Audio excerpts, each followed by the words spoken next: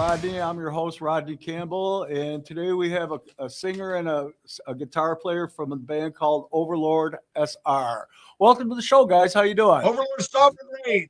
We're great. Overlord good. Sovereign Reign, if you want to know what the SR stands for. Oh, well, thank you for clearing that up with me. I just recently got on social media with you, George, and I feel like I've known you forever so far. You're very easy to talk to, and I just now met your singer, Steve. Welcome to the show, Steve. How's things going, buddy? Pretty good. Thanks so much.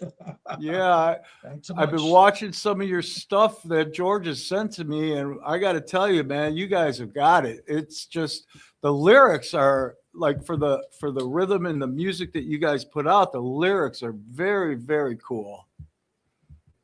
Appreciate it very much. That's all him. Yeah, Of course. I help. collaborate. Yeah, we I come up with the funny lines, and he'll go, "Oh, I can take a piece of that. Well, that's good." I always go funny, you know. who does the writing? Is it a collaborative effort, or is one person write the songs? You guys all do? Collaborate. Yes. Yeah, Well, I you gotta- know, come up with music, a theme, and Mhm. he gets it, and then I come up with a little bit of, you know, how it is, and then Steve goes, "Oh yeah, I like that." And then he just like gets in this mode, and his stuff Right just on. flows. He starts writing it down. Yeah. Well, I got to tell you, it's very easy to listen to, and the stage presence is just phenomenal. I really enjoy watching it. Thank you. Where did you guys get up? Where did you guys come up with your theme for your stage and all the armor and all that stuff? It's just really it looks like a very cool production. Is there a lot put into that? It was like in the beginning when we were coming up with the name, I wanted the word Overlord, you know, and so, but everybody wants to name the band, you know, and we had like this legal pad, you know, of names, Right. you know, I mean, everything from Azrael to Chrysanthemum, you know, whatever, you know. Oh, geez. So, oh yeah. So I took a friend that had a big old, and people don't know what this is, but a Webster's dictionary. Okay. Okay. And it was thick, and I dropped it on his spine on the coffee table, and I walked over to it and just put my finger down on a page, and I said, "Okay, what are we, Chrysanthemum?" And the guitar player walked over there and goes, "Oh my God." I go, "What?" He goes, "Look," and it was Overlord with the E. Wow. He goes, "We are Overlord," and so the E was the original Old English spelling. It denounced the word Lord, so you weren't saying over God. Oh, but I a band in New Jersey, after we got signed to Metal Blade in 1986, came out with Keeper of the Flame on Metal Massacre 8, which Metal Massacre 1 spawned Metallica. That was when Dave Mustaine was in the band. And then after that, he left and started Megadeth. Okay. Yeah. But so after that came out in 87, takes about a year to put a compilation together. But we were one of the featured bands on a sticker on the album. And anyway, like I said, in 2001, a band from New Jersey trademarked our name. Okay. And basically they just wanted this, you know. We talked about that before so we went on. So we said, you know what? We talked to our lawyer, our entertainment lawyer. He said, "Oh, we can get it back." Blah blah blah. I said, "No, you know, we're just going to drop the E because everybody mispronounced it everywhere we went. Oh, you overlordies! The overlordies are here. We're like, you don't pronounce the E. Oh boy, it's Overlord." And so I know. So we just dropped the E and then put the SR for Sovereign Reign, because all these bands, if you notice, all the bands now have three names, like, you know, Three Doors Down, or you know, Babylon AD, or you know, whatever. So we got a band here in Detroit called Halloween, and they're like one of the top bands from Detroit. They've been around for a long, long time, but there's a national band called Halloween as well. And I thought they were Halloween. Are they Halloween? The one from Europe. I think it's Halloween, but it could be. But they both put on a they're huge, the guys go ahead. Yeah, they're the guys with the song "I Want Out." Yeah, correct. Yeah. Correct. Yeah. So Steve, Yeah. you're so quiet So- over there in the corner, man. Tell me a little bit about yourself. When did you pick up the microphone and start being a rock and roll singer? Jeez, man. I started out as a bass player actually a long time ago, probably like in junior high school. And I really wasn't that good. So I got demoted to singing. So I started Okay. singing. Well, From bass player to singer. Pretty bad, man. What was filling out from Thin Lizzy that he was a bass player and a singer? yeah, he was good. He was good. He was great. Yeah. How many members have you guys gone through? We're wanting to redo one of their songs called Cold Sweat that I'm not familiar. Megadeth redid. Okay. Oh, it's a great, you have to look at it. Great. Yeah. How many original gambling addiction? Oh, well, we all know a little bit about that. That's why I don't go to the casino, man. If I do go, it's people will be. Yeah, if I go to the casino, I go with $100, and if once that's gone, I hightail it out of there, man. So, how many original members? I've been to Vegas. Have three. I been to There's Vegas? 3 originals. There's three. Okay. Yeah. Have you been to Vegas? No, I have not. Good.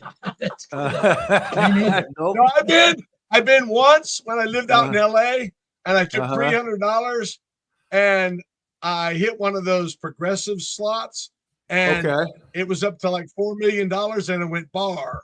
And the last bar stopped right. I mean, my God. You could barely see the space, and I was bumping the machine, and I knew they were watching me on camera, and I won about $2,500, and so I played on that and came back, and my roommates were like, "So you broke?" I go, "No, I got my $300." They go, "What? How do you do that?" Yeah, that's a rough one, man. I I don't have the mentality for it anymore. My stress level watching that stuff, I can't do it, man. But who does the album artwork for you guys, man? Your albums are just like off the charts, man. We have different people all the time. The original was Daryl Collins. Daryl Collins, who was actually the bass the one player. with the mace balls, the stalls. Yeah, that was Daryl, the original bass player, and the guy who shot and edited this recent video of Keeper of the Flame 2026.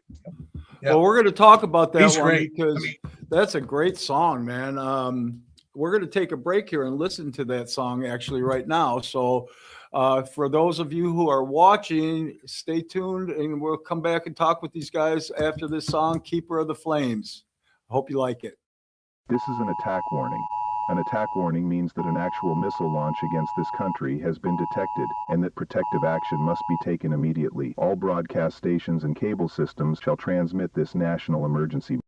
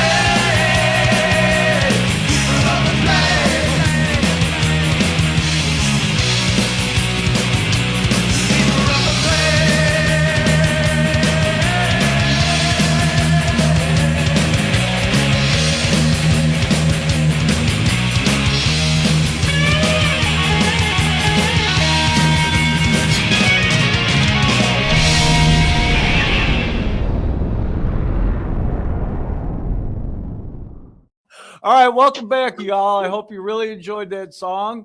So back to our live entertainment. So tell us how that song came about and where did the lyrics come from and so on and so forth. I was sitting in the studio back in the 80s, and it just comes to you. And so I started writing it. So then one day at rehearsal, I was over in the corner and I was just playing it, and the whole band was like, "What's that? What is that?" I'm like, "Oh, it's a new song I'm working on." They go, "What is it called?" I go, "I don't know yet." "Oh, is that what it's called?" "I don't know yet." I go, "No, that's not what it's called." Oh, wow. I remember you came up with the concept. You were talking about the Keeper of the Flame, and I was like, okay, well, so that could be about, like early man when the quest for fire or whatever. And I was like, okay, so we kind of just back and forth with it, tink, tink, tink, back and forth. And I said, okay. And he had some stuff written down, so I just kind of embellished on that. And then I started saying, well, what about this? What about this and that? But it's all just a kind of an imagination. It's whatever you want it to be about. It's not, we're not saying, okay, this is what it has to be about. Whatever you want it to be about, it could be about that. That's fine with me. Well, we try to write songs. We try to write songs where you can get your interpretation, what you want out of the song. So like we've had people come up to us, and I've had, like when we played up at the Legions of Metal in Chicago, we had a bunch of guys come up from Mexico. They go, "Oh, I really like your Keeper of the Flame. It's about Diablo." And I go, "That's my best. That's the best I can do." Oh, that's hilarious. Guacamole, yeah. Let's do a little Steve's phone. Let's do a little name dropping, man. I know you guys have warmed up and shared the stage with some big bands. You want to do any name dropping while we're here? I know you warmed up for Kicks and some other cool rock bands. We've opened up for everybody like Sabotage, Kicks, Warlock. I mean, on our stage, I mean, we've opened for like everybody you can imagine. Lamb of God, I Finger Fruit Punch. I mean, Death Punch. That's what they kept calling them. You guys all the same thing. I Finger Fruit Punch. I'm like, who? Oh no, Death Punch. Okay, they were being funny. Damn, they're great. And Corrosion of Conformity, who's from Raleigh. We shared a stage with them. They used to always come see us when we play Raleigh, and it was just funny because backstage at that festival, the Blue Ridge Rock Fest, we were all talking because they were coming on after us. They had moved us to first because our stage show rolls up in racks. We scrim it with the stone wall, and everything's mic'd up. So the sound guy was coming up with mic stands and cables, and I'm like, "You don't need any of that." He goes, "What?" I go, "I designed it where all you got are these boxes." And he just plugged in his cables, and he goes, "Why doesn't everybody do this?" I said, "Wow, Iron Maiden does it, Judas Priest does it, Saxon does it. I mean, that's why we do it. We're in that category with them, new wave of British heavy metal. So when we got signed to Metal Blade, I called Brian Slagle of Metal Blade and to thank him for signing us, and he gave me a list of all these radio stations around the country that were playing Keeper of the Flame off that album. Cool. So I was calling all the PDs and doing air tags and things like that. But he goes, "Wait a minute, where's your British accent?" I go, "What?" I said, "You want me to talk like this? Pip pip cheerio and fish and chips." He goes, "No." He goes, "We thought you got with your sound, it's new wave for British heavy metal." So he thought we came over from England to record in North Carolina. I go, "Wouldn't that be very expensive?" So I said, "We're from North Carolina." He goes, "Well, where's your Southern accent?" "Well, Bo, I can talk like this if you want me to." And he was like, "No." he said, "You're blowing my mind here." He's like, so it's kind of funny. You're Yeah. kind of a character there, George. I've talked to you a couple times on the phone and through Facebook, and you're definitely one of a kind. I'll give you that. And it's really nice to talk to you guys, man. What's coming up for you guys? Are you guys out playing, or what's new? Well, we're working in. We have a new bass player. You see him on the video. That's Garrett Morrison. Okay, so he's in the video. The other guitar player, he's one of the original members. That's Craig Dunham. Okay. And then we have a new drummer coming in next week, and we'll let you know how that goes. Yeah, drummers are please. Interesting. I would love to hear more from you guys. When is the new album out right now, or is it getting ready to be released? No, we're just working on material, but that's why we want to get a new drummer, because we're working on new songs. And the last drummer we had, we had him for 4 years. It just really wasn't working for us. Okay. So that's sad. He was that's all right. sad. He was good. He was good. Just David was great. He just after 4 years, you just kind of go, okay, let's move to the next, so he wasn't progressing. Yeah, he wasn't progressing with us. That's the thing. How long have you and Steve been together? How long have you guys been bandmates? Wow. Well, we were in a band originally called Fantasy, which was a cover band in the late 70s. Daryl Collins, the original bass player, like we talked about. I remember him. Yeah. Him. Yep. And Steve and I were in that band. Kenneth Barfield and a drummer named Ray Cox. Yep. And we were doing, AC/DC, Aerosmith, but Daryl would import these albums from Australia, from AC/DC. We used to do a song called Live Wire. Okay. Yeah. Everybody knows that song. And so, and people would come up to us and go, "Is that one of your originals?" And we go, "No, we're a cover band. That's AC/DC." They go, "Who?" "Oh, you'll hear about them one day." Oh, wow. And they weren't big yet. Right on. You didn't have internet. You had to go to the record store to buy a record back in the day. Or you opened up Cream magazine, put on the headphones so you could listen to it. Yeah. Whether or not you wanted to purchase the album, but now of course everything's digital. So we are analog men in a digital age here for sure. We're a Timex watch in a digital age.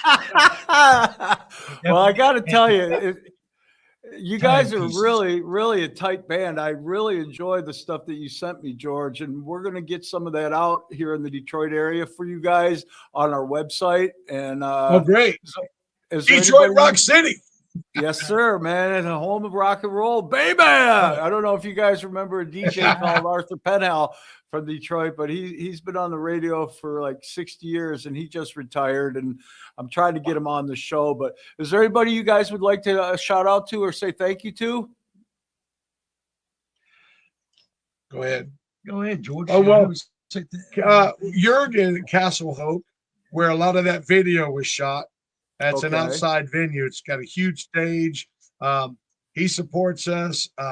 We definitely want to thank the Blue Ridge Rock Fest for having us, and if they ever get back up and going again, we'd love to play Blue Ridge again. Because when you play in front of thousands of people, it's fun. I love running all over the stage. I can kind of see that on your videos. I can see that. Steve, you do a lot of running back and forth too, man. I know you got a big old bottle of Gatorade behind the speakers, so you keep up on your carbs, right? Oh yeah, man! You got to have. Have you seen his outfit? His outfit is just amazing, but it's hot.